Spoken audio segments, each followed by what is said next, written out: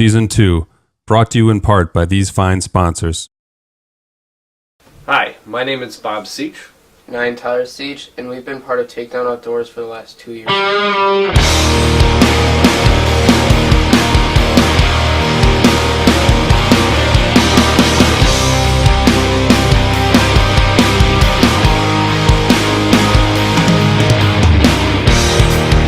You may call me a dreamer. Well, hello, Takedown Outdoor enthusiasts. We're back for another season with Scott and Jerry, and we're in western part of Illinois. It's actually the first week of July. We tried to come down the last few months, and Mother Nature hasn't been on our side with the weather. But it's the first week of July, actually it's July 2nd.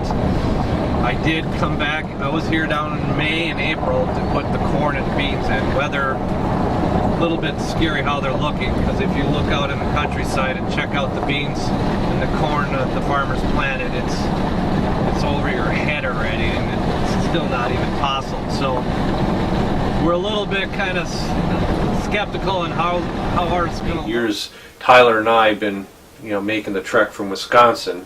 It's about 6.5 hour drive. We pretty much, I'd say 3 times, sometimes 4 times a month in the the busy season, we'll be heading to Illinois. So we definitely make a lot of road trips. We planned on putting 16 food plots in our hunting property this year, a variety of different things: corn, beans, some biologic. A lot of different biologic products. So we're gonna, see what we can get done. We're gonna be working some field. As you can see, this is what we were dealing with the last few weeks. It's finally subsiding. A lot of the water was literally up almost to the road here, and even off to the right, they're working on one of the bridges here that they're trying to fix. And the neat thing is that crate was underwater, but it's slowly subsiding and getting back in its bank.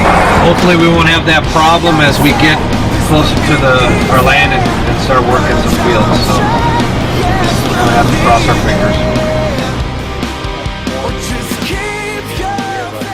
We have about 70 acres. That's a farmer that we lease out in the soybeans, and it looks pretty weedy, but they sprayed it not too long ago, so that'll all die off, and that'll turn into a pretty good crop.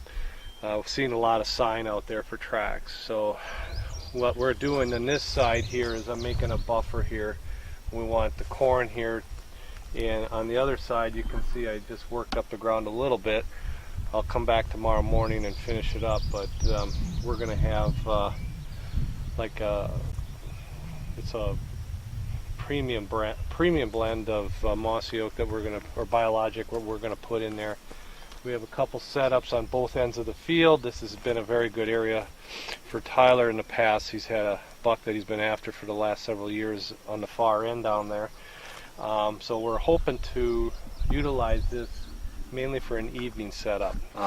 We have a deer here that he's had several years of encounter, and this deer I think you found three years ago? Yeah, this just happens to be one of my first sheds I ever found in Illinois, and ever since I found this deer, I knew this was a deer that I wanted to pursue, and I've been after this deer for 3 years now, and I saw him 2 of the 3, but he right now is a 6.5-year-old deer. Here we have some of the trees that fell down, and that's just because, like what my dad said before, the storm that was here.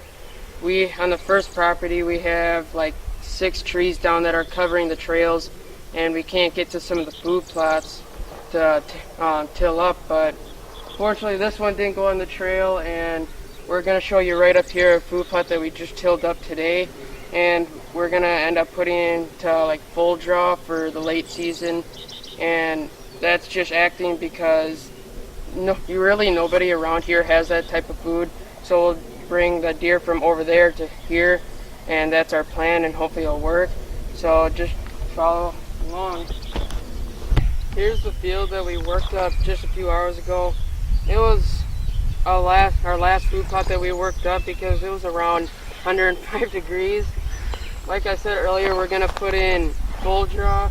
We have a setup right over here and another one that we just showed you over there. This food is enabling us to get in there in the morning or in the evening without spooking the deer, and it'll draw them out and hopefully making them pass in front of the stand before nighttime or before we can get in there. But see, with everything else, we, prepping the food plots, and we have so many food plots that we have. I mean, I have like a laundry list. Every summer I'll sit back, think back, what we could have done better, what we did good, and what really didn't pay out. And along with that, I think what we didn't mention is, obviously, like many hunters, we use a lot of cameras, and I think it's pretty cool when we get down there. That's the first thing we do. It's like Christmas, running up and trying to get to the cameras, and then go through the camera to see what's running. Bets.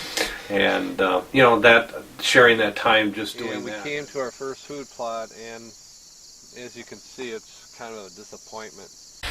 okay, you can see that my dad's tilling up the food plot behind me, and that's only because during this summer we didn't get hardly any rain at all to produce the seed and to germinate. So the weeds, you can see behind me, just overtook the entire field.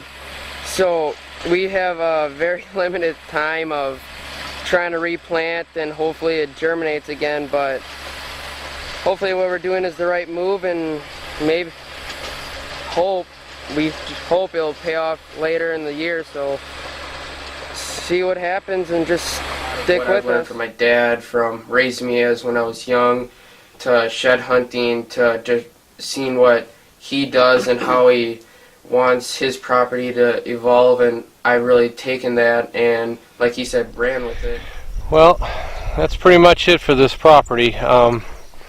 Basically, it's all sinking into this section right here, and as you can see, this is about a 3-acre pond that all the deer has a tendency to come to in the evening and early morning, and it's a great asset for us to have this water source. It's very fresh. It's a coal mine water, or coal mine pond. Basically, it's fairly deep, about 30 feet. So it is unique. Definitely plays a role into the whole scheme of things of this property. So. And that's why I'm big on the various food plots that we have here. A lot of work. Obviously, it seems like 1 step forward and 3 back all the time, but in the end, it's obviously a lot of fun, and it's something that we will continue to do from years to come. So, for all you father and sons out there, good luck to you in this season. And, just keep your faith in